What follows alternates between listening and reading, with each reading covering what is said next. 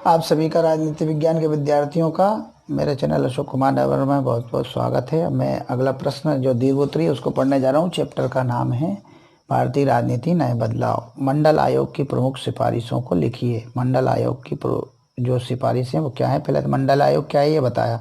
मंडल आयोग ने अपनी रिपोर्ट 31 दिसंबर 1980 को सरकार के समक्ष प्रस्तुत की, जिसे भारत सरकार ने 30 अप्रैल 1981 को संसद के पटल पर रखा।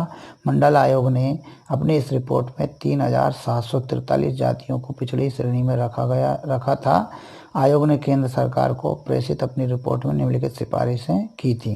पहली, आयोग ने अपनी रिपोर्ट में पिछड़ी जातियों की जनसंख्या 52% बताई, बहुत ज़्यादा है।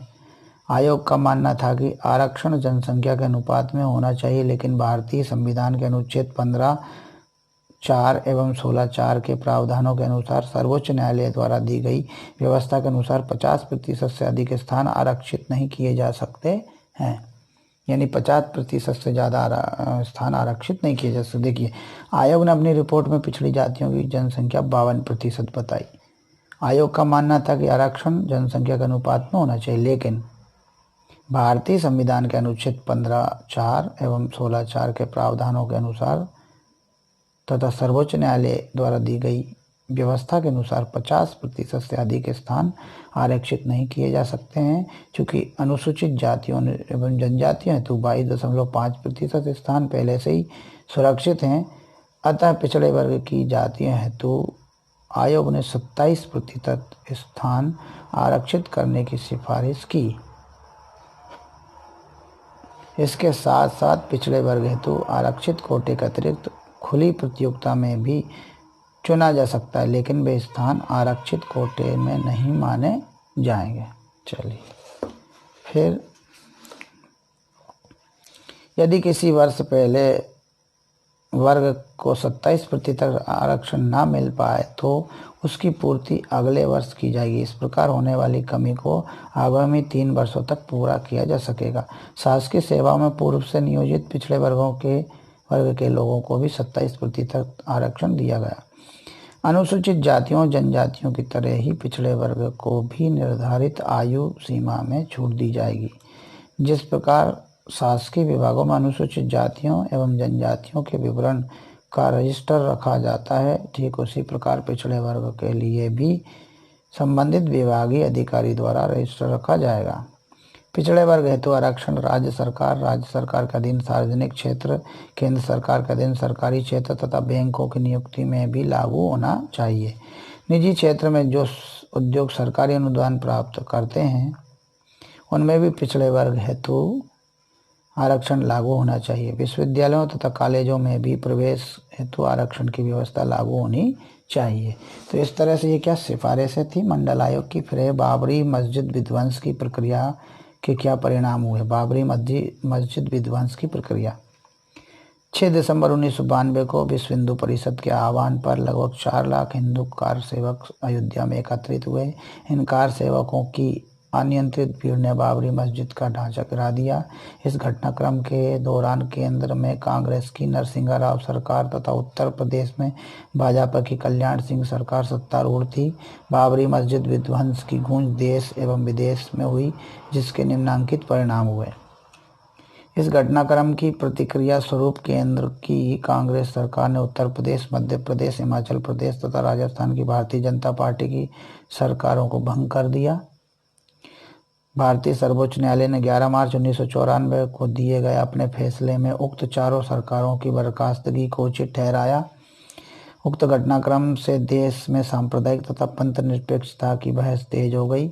अनेक समूहों तथा संगठनों ने इसे भारतीय लोकतंत्र के लिए बहुत बड़ी चुनौती माना तथा भारतीय जनता पार्टी को इसका उत्तरदायी मानते हुए इसे सांप्रदायिक दल के रूप में चित्रित किया। फिर है लाल कृष्ण आडवाणी जैसे भाजपा नेताओं को हिरासत में ले लिया गया तथा राष्ट्रीय स्वयंसेवक संघ तथा विश्व हिंदू परिषद इत्यादि हिंदूवादी संगठनों की गतिविधियों पर कानूनी प्रतिबंध लागू कर दिया गया। चलिए आगे देखते हैं फिर क्या हुआ।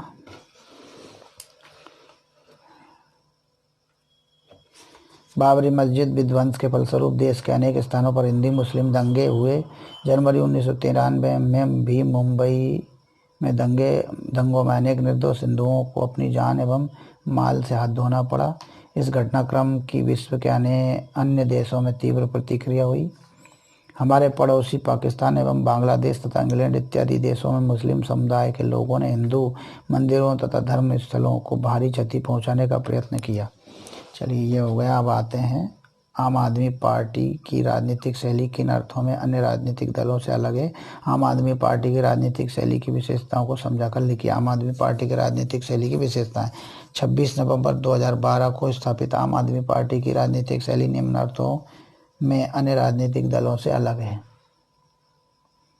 आम आदमी पार्टी अन्य राजनीतिक दलों से अलग राजनीतिक आडंबरहीनता से दूरी बनाकर चली। जैसे पार्टी के मंत्रीगणों ने अपने वाहनों में ना तो लाल बत्ती प्रयुक्त की तथा ना ही शासन द्वारा दी जाने वाली सरकारी निजी सुरक्षा का प्रयोग किया।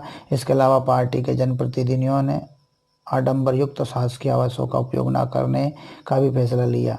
अन्य राजनीतिक दलों से अलग आम आदमी पार्टी की आंतरिक कार्यशैली लोकतांत्रिक, पारदर्शी व जवाबदेह है। इस उद्देश्य की पूर्ति हेतु निम्न प्रावधान किए गए। पहला, दल में कोई केंद्रीय कमांडर नहीं होगी। इसकी शीर्ष संस्था राष्ट्रीय काउंसिल के सदस्यों का चयन नीचे की इकाइयों द्वारा होगा। इस परिषद द्वारा राष्ट्रीय कार्यकारिणी चयनित होगी तथा परिषद को कार्यकारिणी सदस्यों द्वारा सही कार्य न करने की स्थिति में वापस बुलाने का भी अधिकार होगा। वित्तीय मामलों में आम आदमी पार्टी में पारदर्शिता एवं उत्तरदायित्व सुनिश्चित किया गया। भ्रष्टाचारियों तथा अपराधियों को आम आदमी पार्टी का चुनावी टिकट न देने का संकल्प दोहराया गया। भ्रष्टाचारियों तथा अपराधियों को आम आदमी पार्टी का चुनावी टिकट न देने का संकल्प दोहराया। आम आदमी पार्टी सदस्यों में अनुशासन एवं उत्तरदायित्व सुनिश्चित करने हेतु एक आंतरिक आचार संहिता लागू की जाएगी। एक ही परिवार के दो सदस्य न दो दल के टिकट पर चुनाव लड़ सकेंगे, ना ही दो सदस्य कार्यकारिणी के सदस्य ही चुने जाएंगे।